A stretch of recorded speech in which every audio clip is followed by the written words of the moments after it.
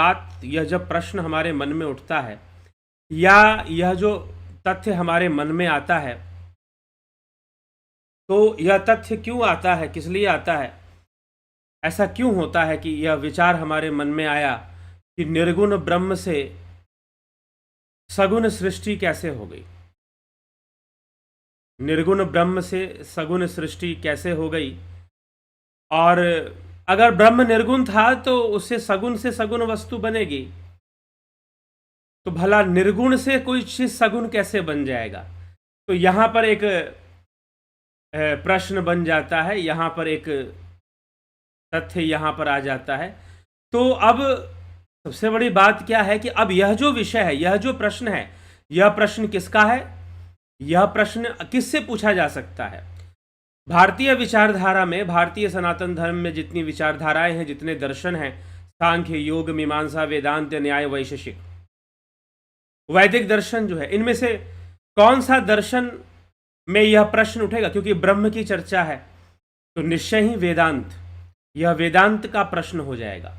हाँ, क्या यह सांख्य का भी प्रश्न हो जाएगा, लेकिन सांख्य में इस संसार का कारण ब्रह्म नहीं है। सांख्य विचारधारा के अनुसार इस संसार का कारण प्रकृति है, प्रकृति के 3 गुण हैं, प्रकृति के 3 गुण हैं, ना कि ब्रह्म है। सांख्य विचारधारा में इस संसार का कारण प्रकृति के 3 गुण हैं, वही उपादान कारण है, उन्हीं से सारी सृष्टि हो रही है, उन्हीं से सारे तत्व विकसित हो रहे हैं, उन्हीं से पंचभूत विकसित हुए हैं, तो सब उन्हीं से विकसित हुआ है। तो इसीलिए जो कारण है वह प्रकृति के 3 गुण मान्य है सांख्य दर्शन में, लेकिन वेदांत के अंदर ब्रह्म मान्य है, ब्रह्म ही उपादान कारण है और ब्रह्म से ही सारी सृष्टि हुई है। तो अब यहां पर अगर आप इस विषय को समझना चाहते हैं, अगर मैंने इस विषय को समझने के लिए अगर कोई ग्रंथ हमारे सामने है जो विचारणीय है, तो वह है मांडुक्य कारिका, योगी गौड़पाद के द्वारा रचित, जिस पर आदि गुरु शंकराचार्य ने अपना भाष्य दिया था, मांडुक्य कारिका, क्योंकि वो गुरु के भी गुरु थे। आदि गुरु शंकराचार्य के गुरु थे योगी गोविंदपाद और उनके गुरु थे योगी गौड़पाद, और कहा जाता है योगी गौड़पाद स्वयं सुखदेव मुनि के गुरु थे, और सुखदेव मुनि जी राजा जनक के गुरु कहलाए, क्षमा करें, शिष्य कहलाए राजा जनक के। तो सुखदेव मुनि राजा जनक के शिष्य थे, राजा जनक उनके गुरु थे। गलती से मैंने बोल दिया कि राजा जनक के गुरु कहलाए, गुरु नहीं कहलाए, शिष्य कहलाए। तो सुखदेव मुनि राजा जनक उनके गुरु थे, सुखदेव मुनि के। तो ये एक अद्वैत की परंपरा से चली हुई है, जनक से सुखदेव मुनि, गौड़पाद, गोविंदपाद और फिर आदि गुरु शंकराचार्य की एक परंपरा ऐसे मानी जाती है। तो अब यहां पर जो प्रश्न है, तो मांडुक्य कारिका, क्योंकि मांडुक्य उपनिषद ही इसकी व्याख्या करता है, और मांडुक्य उपनिषद की व्याख्या में, मांडुक्य उपनिषद का भाष्य लिखने में जो है, क्या है वह मांडुक्य उपनिषद का जो भाष्य लिखा गया वो मांडुक्य कारिका के रूप में लिखा गया। मांडुक्य उपनिषद सबसे छोटे उपनिषदों में से है, मात्र 12 श्लोक हैं मांडुक्य उपनिषद में, और मांडुक्य कारिका की व्याख्या उसी बात को समझाने के लिए है जो मांडुक्य उपनिषद में बताया गया है। तो अब जो ब्रह्म है वह क्या है, ब्रह्म है जो वह क्या है, तो अब जितना भी द्वैत विषय है वो सब माया है। मांडुक्य कारिका लिखती है जितना भी द्वैत विषय है वो सब माया है, जितना भी तुम द्वैत की चर्चा करते हो वो सब माया का ही विषय है। इसीलिए आदि गुरु शंकराचार्य ने एक बड़ी सुंदर बात लिखी है विवेक चूड़ामणि में, न गच्छति विना पाणम व्याधिर औखद शब्दता बिना अपरोक्ष अनुभवम ब्रह्म शब्देन मुच्यते, कि जिस प्रकार से औषधि का नाम लेने से औषधि का लाभ नहीं उठाया जा सकता, बीमारी को दूर नहीं किया जा सकता, व्याधि को दूर नहीं किया जा सकता। न गच्छति विना पाणम व्याधिर औखद शब्द, औखद मतलब औषधि, तो औषधि के नाम लेने से व्याधि को दूर नहीं किया जा सकता, वैसे ही सिर्फ ब्रह्म ब्रह्म कहने से कोई ब्रह्म को नहीं जान जाता है। तो मांडुक्य उपनिषद का कहना है कि संपूर्ण सृष्टि ही ब्रह्म है, वह आत्मा ही अनेकों अवस्थाओं में है, अयम आत्मा ब्रह्म, वह आत्मा ही ब्रह्म है, और वह ब्रह्म ही जगत हो रहा है, और वह ब्रह्म ही फिर जगत से परे हो रहा है। यह ब्रह्म ही अनेकों अवस्थाओं में अभिव्यक्त हो रहा है, जागृत, स्वप्न, सुषुप्ति, तुरिया, तुरियातीत। हालांकि मांडुक्य उपनिषद तुरियातीत की चर्चा नहीं करता है। दूसरे अद्वैत शास्त्रों में जैसे कि शिव सूत्र है, उसमें तुरियातीत की चर्चा हमें प्राप्त हो जाती है। तो वह ब्रह्म ही है। अब ब्रह्म की व्याख्या मांडुक्य कारिका में तार्किक ढंग से की गई है। तो अब एक प्रश्न ये आता है कि ब्रह्म, पहली बात, अब जैसे कैसे तर्क दिया गया है मैं आपको बतलाता हूं। यद्यपि इस चैनल पर मांडुक्य कारिका का प्लेलिस्ट है, आप उस पर जाकर पूरी बात को सुन सकते हैं, और भविष्य में भी मांडुक्य कारिका की व्याख्या पर हम व्याख्यान और ले आएंगे।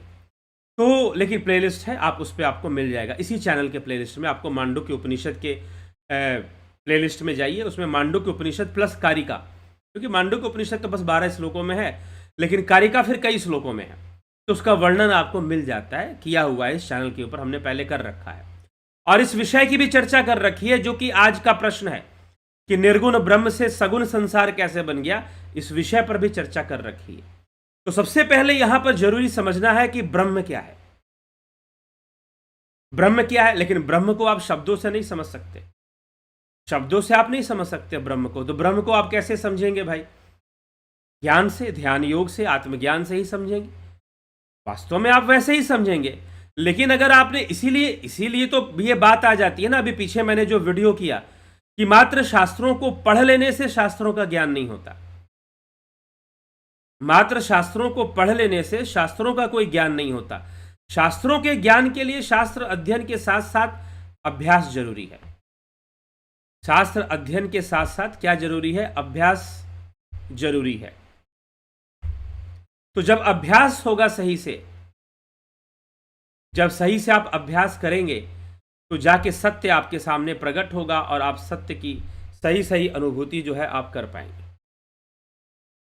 तो ब्रह्म क्या है आप जान पाएंगे बिना ध्यान योग के अभ्यास के, बिना साधना के, बिना अद्वैत अभ्यास के, बिना चिंतन के, बिना मनन के। ब्रह्म के बारे में कोई जान नहीं सकता है, ना ही अंदाजा भी नहीं लगा सकता। सत्य तो ये है, वो तभी जान सकता है जब थोड़ी बहुत अंदाजा भी तभी लगाएगा, या अनुमानित भी तभी करेगा, इन्फ्रेंस जिसको हम कहते हैं। अनुमानित भी तभी करेगा जब वह थोड़ी सी साधना करेगा। मात्र तर्कों से सारी बातें सोचेगा, तर्कों से सारी बातें समझेगा, तो फिर कभी भी उसे समझ में नहीं आने वाला है। ठीक, उसे कभी भी समझ में नहीं आने वाला है। तो यहां समस्या खड़ी हो जाती है। तो ब्रह्म क्या है? ब्रह्म तो जागृत में भी है, स्वप्न, सुषुप्ति, तुरिया, उससे परे कुछ होता ही नहीं है। तो ब्रह्म का जन्म होता है क्या? तो मांडुक्य कारिका इस विषय में कहती है, योगी गौड़पाद लिखते हैं कि ब्रह्म अजन्मा है। पहले उन्होंने लिखा कि ब्रह्म अजन्मा है। ब्रह्म का जन्म नहीं होता, वो शरीर धारण नहीं करता। क्योंकि पहली बात, क्योंकि आप ब्रह्म को अवतारवाद की श्रेणी से हटा दो। पहले वो ये कहना चाहते हैं कि अवतारवाद की श्रेणी से हटाओ, कि ब्रह्म का अवतार होने की जरूरत नहीं, तो सर्वव्यापी तत्व है। जब वो सर्वव्यापी तत्व है तो फिर ब्रह्म का कैसे वो हो जाएगा अजन्मा? कैसे, मतलब कि वो जन्म कैसे ले लेगा? तो अब जो है वो आगे समझाते हैं। आगे समझाते हुए कहते हैं कि ब्रह्म ना तो जन्मा है और ना ही अजन्मा है। अब ये क्या बात होगी? वो अजन्मा, पहले तो उन्होंने कहा कि वो अजन्मा है, फिर समझाया गया कि नहीं, वो अजन्मा नहीं है। मतलब क्या उसका जन्म होता है? नहीं, वो जन्मा भी नहीं है। ना तो जन्मा और ना ही अजन्मा। अब ये कौन सी स्थिति आ गई? ना तो वो जन्मा है और ना ही अजन्मा है। वह ब्रह्म ना तो जन्मा है और ना ही अजन्मा है, अर्थात कि वह जन्म नहीं लेता, यह बात भी गलत है, और वो जन्म लेता है, यह बात भी गलत है। क्योंकि एक बात जानते हैं, कुछ लोग ऐसे ऐसे प्रश्न कर देते हैं। अभी भी किसी ने मुझसे कुछ ऐसा प्रश्न किया कि वो प्रश्न बड़ा बेतुका होता है, और बेतुका वो जानबूझ के करते हैं, ऐसी बात नहीं है। वो जानबूझ के नहीं करते। समस्या यह है कि हिंदू लोगों में, सनातन धर्मियों में, सनातन धर्म के शास्त्रों का या सनातन धर्म के दर्शन का ज्ञान ही नहीं है। जो मूल शास्त्र है वो किस प्रकार की चर्चा करते हैं, इस बात की समझ ही नहीं है। और समझ हो कहां से जब कोई अध्ययन नहीं है? सुनी सुनाई बातें, लाग लपेट वाली बातें, प्रवचनों की बातें, कथावाचकों की बातें उठा उठा कर आप लाएंगे और प्रश्न मुझसे पूछते हैं लोग, प्रश्न मुझसे पूछते हैं लोग। चलो यह प्रश्न तो फिर भी बहुत अच्छा है, लेकिन किसी ने कुछ ऐसा प्रश्न पूछा तो मुझे उस पर कुछ ऐसी ही बातें याद आ गई, तो मैं बोल रहा हूं।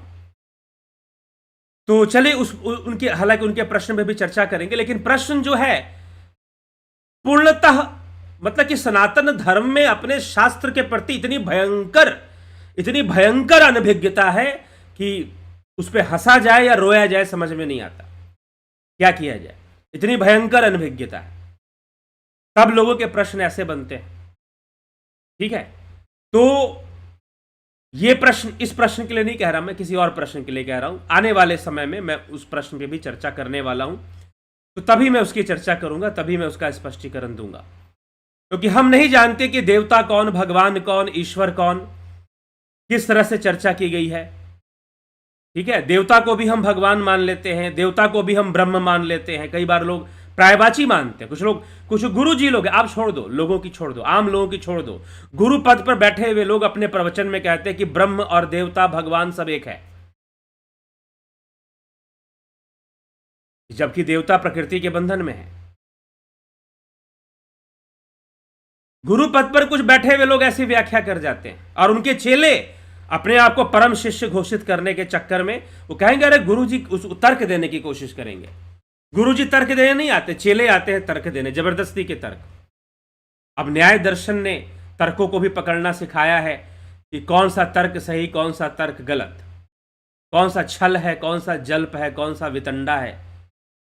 ये न्याय शास्त्र में ये तर्कों के टाइप्स बताए गए हैं कि ये इस तरह से छल पूर्वक भी तर्क होता है, जल्प भी होता है, विदंडा भी होता है, तो ऐसे तर्क दिए जाते हैं। लेकिन जब हम सही तथ्य को समझते हैं तो अपने आप, और साधना अगर हो, ध्यान योग का अभ्यास हो, तो अंदर में ही सारे प्रश्नों के उत्तर भी मिलते हैं, प्रश्नों के उत्तर भी मिलने फिर शुरू हो जाते हैं। तो सबसे बड़ी बात अब यहां पर, ये मैंने क्यों कहा, क्योंकि यहां पर मांडुक्य कारिका में जो व्याख्या में बता रहा हूं, और वहां पर मैंने किया भी है, प्लेलिस्ट में आप जाएंगे मांडुक्य कारिका की सारी व्याख्या मिलेगी। तो वह ब्रह्म, वह परमात्मा अजन्मा है, उसका जन्म नहीं होता, पहले कहा गया, फिर कहा गया कि नहीं, ना तो वो जन्मा है और ना वो अजन्मा, उसके ऊपर यह बात लागू नहीं होती, उसके ऊपर यह बात लागू नहीं होती है। किसके ऊपर? ब्रह्म के ऊपर। जन्म लेना और अजन्मा होना, वो सर्वव्यापी है, तो सब में व्याप्त होने पर उसका जन्म भी है, और सर्वव्यापी होने के कारण वह अजन्मा भी है। सर्वव्यापी होने के कारण वह जन्मा भी है और अजन्मा भी है, प्रत्येक जीव के साथ भी है, और जहां निर्जीवता है वहां पर भी ब्रह्म है, जहां कोई जीव नहीं है, जहां निर्जीवता है वहां पर भी ब्रह्म है, क्योंकि वह ब्रह्म सर्वव्यापी है। तो अजन्मा और जन्मा कहना यह उसका विषय नहीं है, ये सीधा कह दिया। अगर एक बात बताओ, मैं आपसे एक प्रश्न पूछूं, मैं आपसे एक प्रश्न पूछता हूं, समोसा पानी में तैरता है या हवा में उड़ता है? कुछ लोग ऐसे ही प्रश्न करते हैं, लेकिन चलो, कई बार लोगों को अध्ययन नहीं होता शास्त्रों का कि वास्तव में शास्त्र किस ढंग से इन बातों को समझाते हैं, तो प्रश्न कर देते। तो कुछ लोग ऐसा प्रश्न करते हैं, मैंने क्या कहा, समोसा पानी में तैरता है कि हवा में उड़ता है? आप इसका जवाब देके दिखाओ, बताओ कि समोसा पानी में तैरता है कि हवा में उड़ता है? जरा कमेंट में जवाब दीजिए कि समोसा, आपने समोसा देखा होगा ना, हलवाई लोग समोसा बनाते हैं, तो समोसा पानी में तैरता है कि हवा में उड़ता है? क्या करता है समोसा? अगर आपके पास इस प्रश्न का उत्तर हो तो आप मुझे उत्तर जरूर दीजिए। तो समोसा, ये तैरना और उड़ना समोसे का विषय नहीं है, समोसा खाने का विषय है। ये पूछो कि उसका स्वाद कैसा है, तो प्रश्न गलत हो जाएगा। इसलिए, लेकिन ठीक है, क्योंकि आपके पास कॉन्सेप्ट ही गलत है। आप जो प्रवचनों में, टीवी सीरियल्स में जो आपने कॉन्सेप्ट्स लिया है, वो कॉन्सेप्ट ही गलत है। शास्त्र कुछ और कॉन्सेप्ट दे रहे हैं और आप कुछ और समझ के चले जा रहे हो, इसलिए आपके प्रश्न भी फिर उसी ढंग से आने शुरू हो जाते हैं। और वो प्रश्न बिल्कुल ऐसे होता है जैसे मैंने अभी पूछा कि समोसा पानी में तैरता है कि हवा में उड़ता है? अरे भैया, समोसा तैरने और उड़ने वाली चीज नहीं है, वो तो खाने वाली चीज है ना। तो ये पूछो कि उसका स्वाद कैसा होता है। ये पानी में तैरता है, हवा में उड़ता है, ये कैसा प्रश्न हुआ?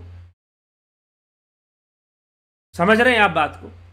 तो कई बातें जब हमारा कॉन्सेप्ट क्लियर होगा तो समझ में आएगा कि ये प्रश्न ही गलत हो जा रहा है, ये प्रश्न बनता ही नहीं है, स्टैंड ही नहीं कर सकता है।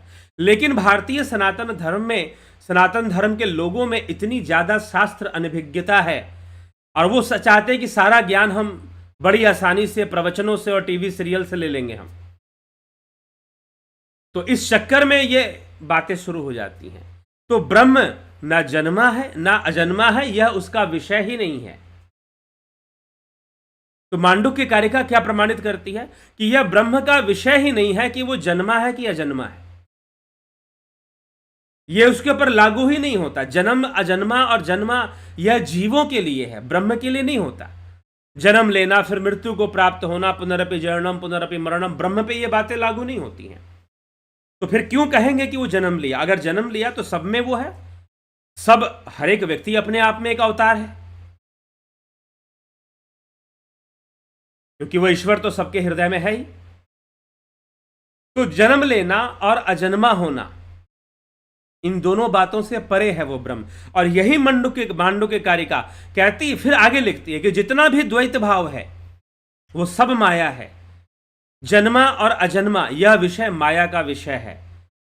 अब क्या ब्रह्म साकार है या निराकार है, निर्गुण है कि सगुण है? ब्रह्म है क्या? फिर द्वैत फंस जाएगा यहां पर। मांडुक्य कारिका फिर कह देगी ना तो साकार है ना तो निराकार है, ये तो तुम्हारी बुद्धि है जिसके आधार पर तुमने, क्योंकि तुम्हारी बुद्धि गुणों के वशीभूत है, तुम्हारी बुद्धि गुणों के वशीभूत है, तुम्हारी बुद्धि सगुण है और गुण के वश में रहती है।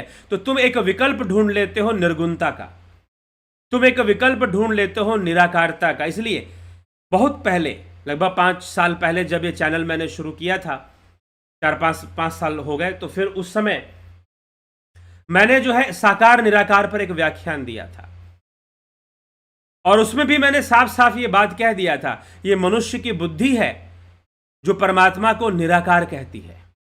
कौन कहती है? ये बुद्धि कहती है। और ये मनुष्य की बुद्धि है जो परमात्मा को साकार कहती है। कुछ लोग साकार कहते हैं, कुछ लोग निराकार कहते हैं, लेकिन कहां से कहते हैं? अपनी बुद्धि से कहते हैं।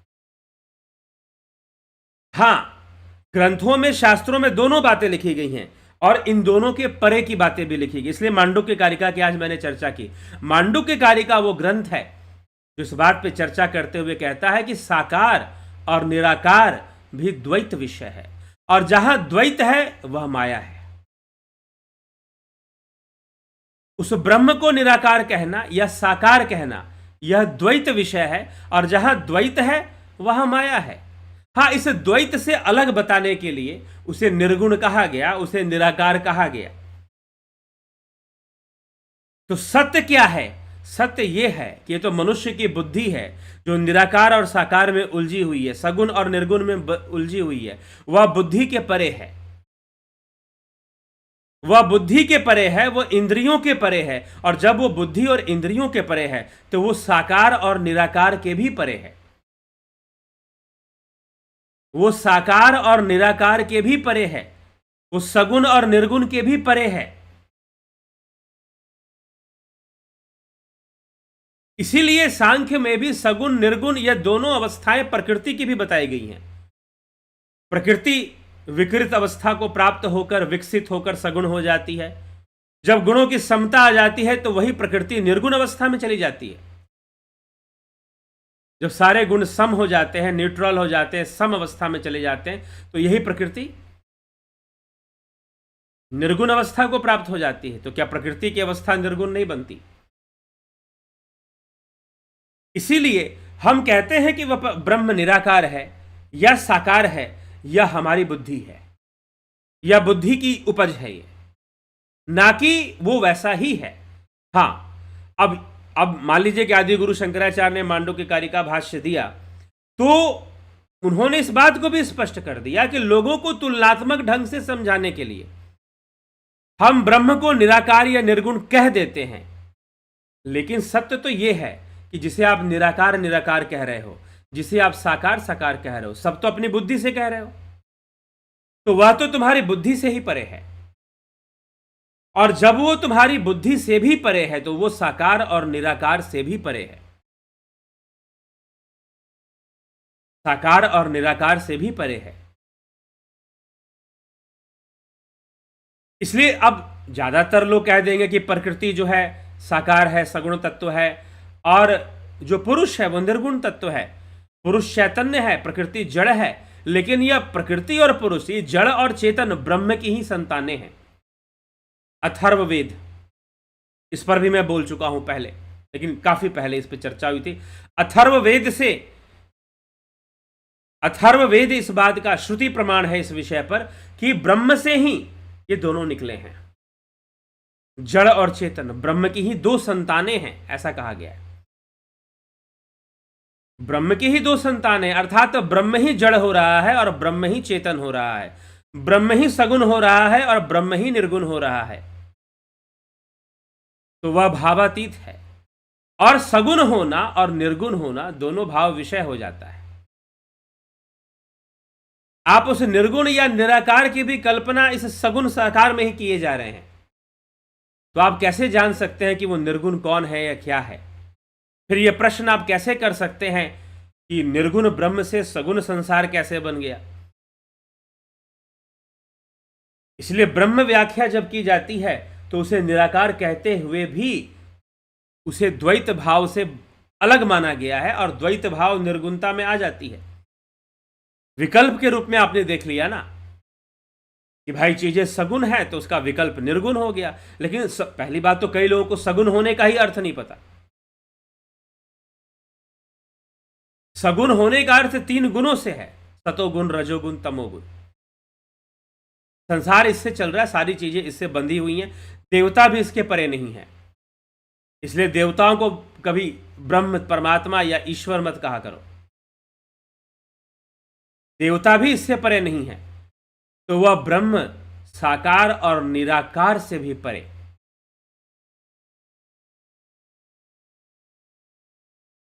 इसलिए उसमें कोई भेद नहीं है, संपूर्ण भेद से मुक्त। सजातीय भेद, विजातीय भेद, इस प्रकार के स्वगत भेद, 3 प्रकार के भेद शास्त्रों में बताए गए हैं, सजातीय, विजातीय और स्वगत भेद। ये भेद होता ही नहीं उसमें। इसलिए गोस्वामी तुलसीदास ने लिखा अगुण नहीं सगुण नहीं, नहीं कछु भेदा।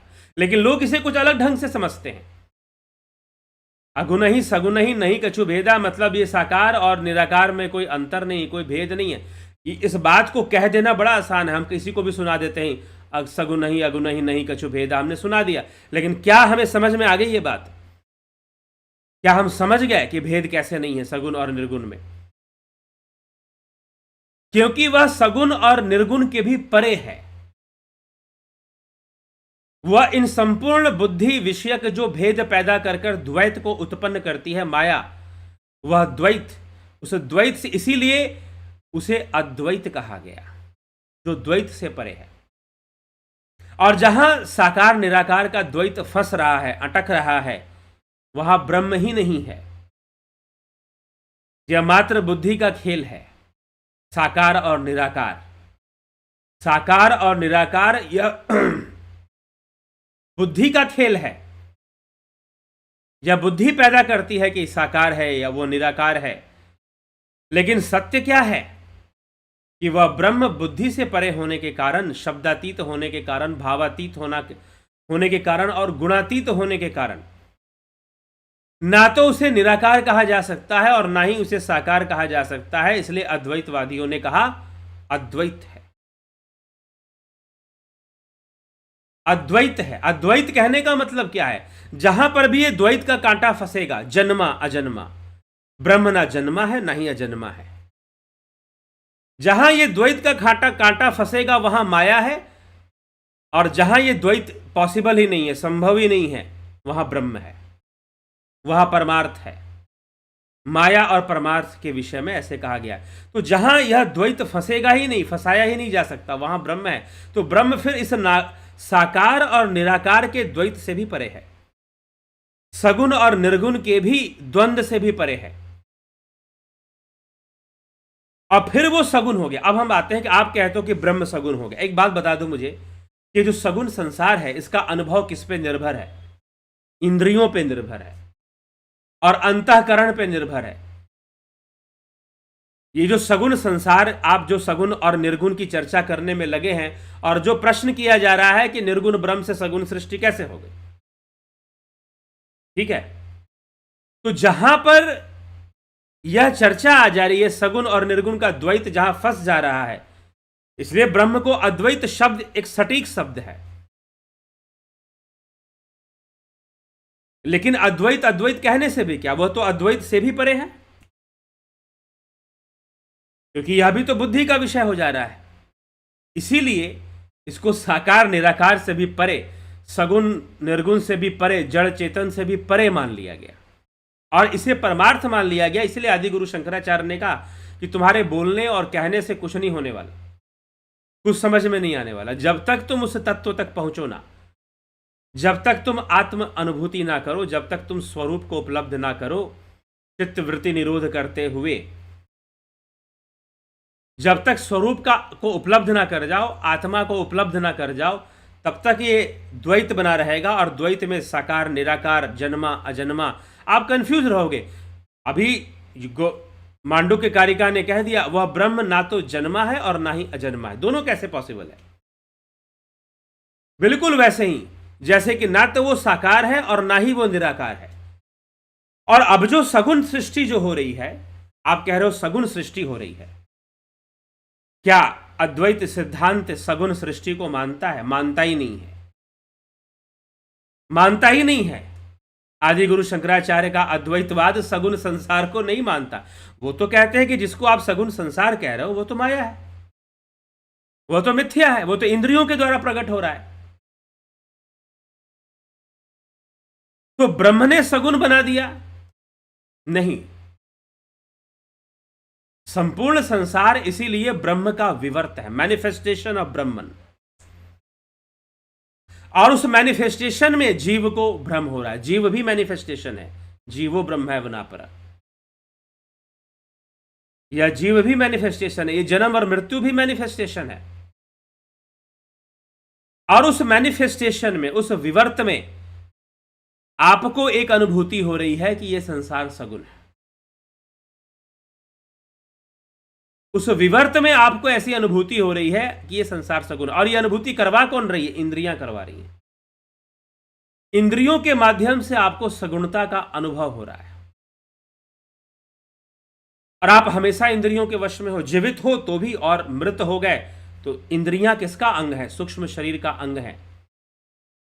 सूक्ष्म शरीर की व्याख्या पढ़िए विवेक चूड़ामणि में, पुर्यष्टक के बारे में पढ़िए। जो सेंसेस हैं, जो आपके सेंसरी ऑर्गन्स है, वो सब के सब सूक्ष्म शरीर के अंग हैं। तो मृत्यु उपरांत भी इंद्रियां हैं सूक्ष्म शरीर में, वहां पर भी कार्यरत है वो, मृत्यु उपरांत भी। तो इंद्रियां जो है, सूक्ष्म शरीर में इंद्रियां भी हैं, वास्तव में वही इंद्रियां हैं। ये आंखें कहां देखती हैं? इन आंखों के भीतर से वह जीव जो देख रहा है उसके पास इंद्रियां हैं, असली इंद्रियां उसी के पास है। बाकी तो बस इंस्ट्रूमेंट है, फिजिकल बॉडी में बस इंस्ट्रूमेंट है।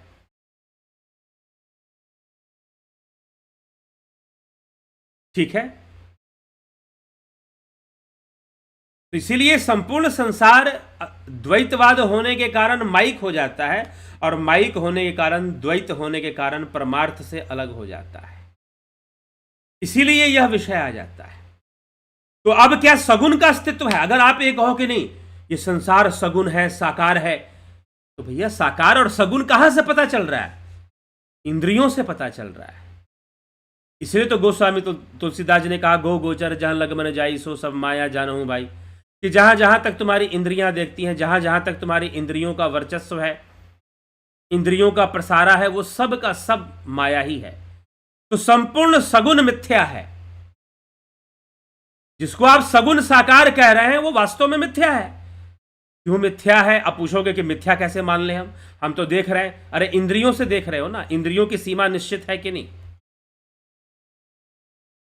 इंद्रियों के देखने और अनुभव करने की सीमा निश्चित है कि नहीं, ये बता दीजिए।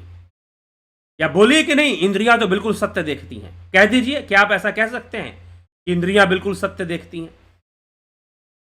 और साइंटिफिकली प्रूव कर दीजिए कि इंद्रियां सत्य देखती हैं। नहीं, आपको इंद्रियां वही दिखाती है जो उसकी क्षमता है। तो जिसको आप सगुण साकार कह रहे हैं वो भी मिथ्या है, वो भी सत्य नहीं है, उसका भी अस्तित्व नहीं है। मांडुक्य कारिका में एक और बात कही गई कि जिसका आदि और अंत है, जो ना आदि में था जो ना अंत में है, वो वर्तमान में भी नहीं है। और जो आदि में भी था अंत में भी वैसे ही है, वो वर्तमान में भी वैसे ही है, और वो ब्रह्म है। इसलिए फिर सगुण में जितनी भी चीजें हैं उनका क्या अस्तित्व है, आपका क्या अस्तित्व है, ये बता दो। आप बच्चे थे तो क्या उस बचपन का अस्तित्व था? आप जवान हो तो क्या इस जवानी का अस्तित्व है या रहेगा? जो नित्य परिवर्तनशील है उसका क्या अस्तित्व हो सकता है? तो सगुण संसार में किसी वस्तु का कोई अस्तित्व नहीं होता, क्योंकि वह नित्य ही परिवर्तनशील है, नित्य ही बदल रहा है। तो यह सगुण संसार भी माया है, मिथ्या है। यह तो इंद्रियों से प्रकट हो रहा है, और इंद्रियां और यह सगुण जो कुछ भी प्रकट हो रहा है सब उसी ब्रह्म का विवर्त है, मैनिफेस्टेशन है। वह ब्रह्म ही मैनिफेस्ट कर रहा है संपूर्ण संसार के रूप में, जिसे आप इंद्रियों से अनुभव कर रहे हैं। और वो इंद्रियां जो कि लिमिटेड हैं, सीमित हैं, इसलिए वो मिथ्या अनुभव देती हैं। तो यह विषय समझना है। इसलिए निराकार साकार से परे वो ब्रह्म है।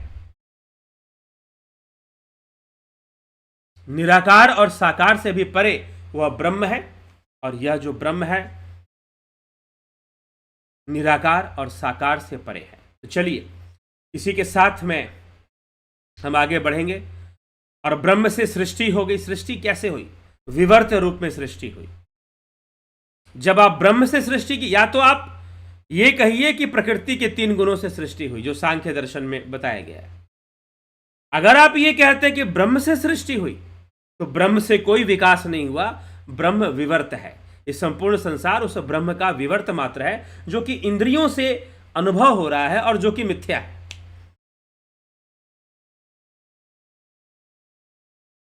जो कि इंद्रियों से अनुभव हो रहा है और वो मिथ्या भी है साथ में,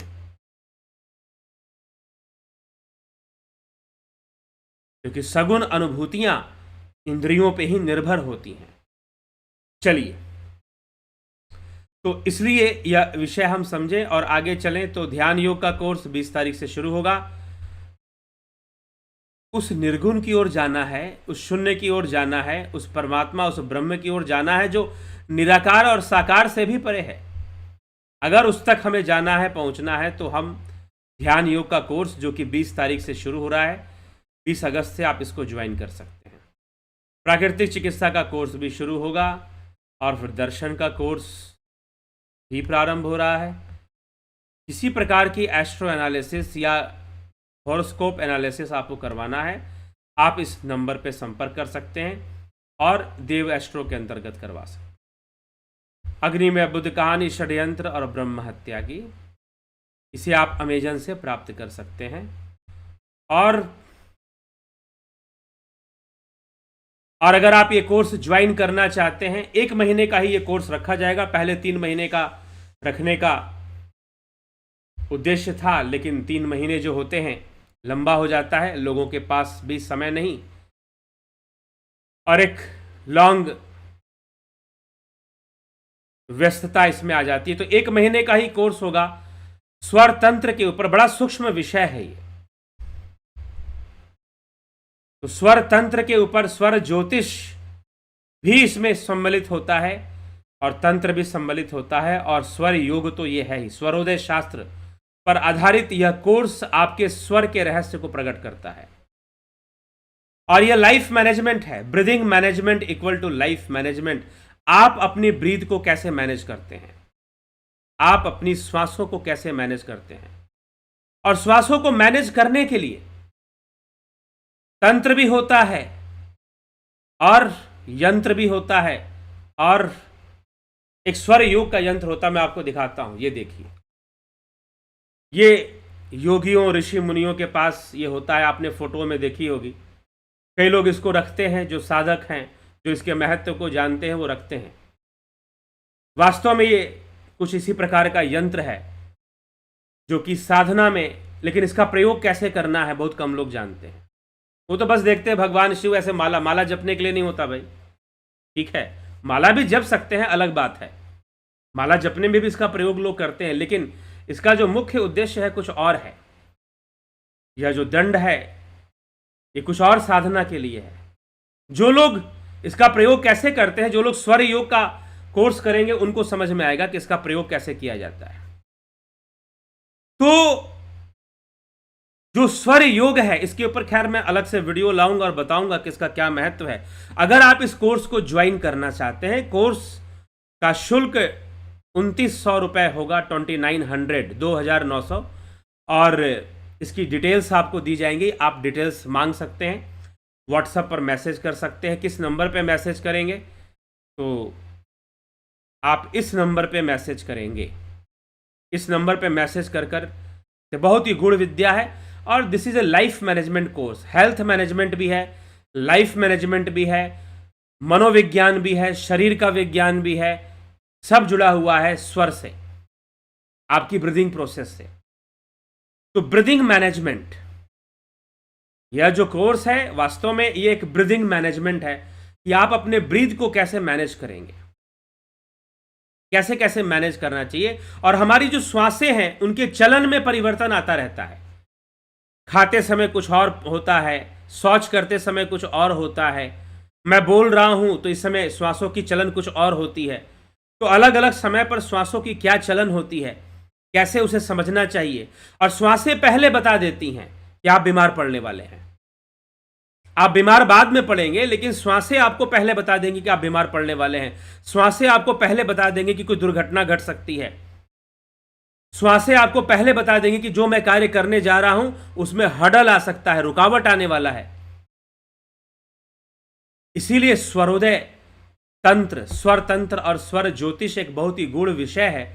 तो स्वर का क्या रहस्य है, श्वासों का क्या रहस्य है, यही हम इस कोर्स में समझेंगे। और अपने जीवन में, अपने लाइफ को हम कैसे और उन्नत करें और बेहतर बनाएं, इस विद्या को सीखकर, स्वर तंत्र को सीखकर, स्वर विद्या को सीखकर हम कैसे अपने जीवन को और उन्नत बनाएं, यह कोर्स में आपको सिखाया जाएगा, बताया जाएगा।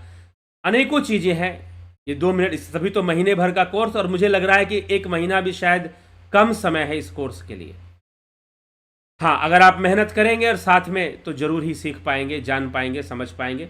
सूक्ष्म विषय है और सूक्ष्मता से समझ में आता है।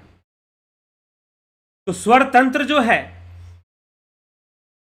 स्वर योग जो है, इसे हम समझने का प्रयास करें। इस कोर्स के माध्यम से आप इसका लाभ उठा पाएंगे। तो जो लोग ज्वाइन करना चाहते हैं वो ज्वाइन कर भी सकते हैं इस कोर्स को।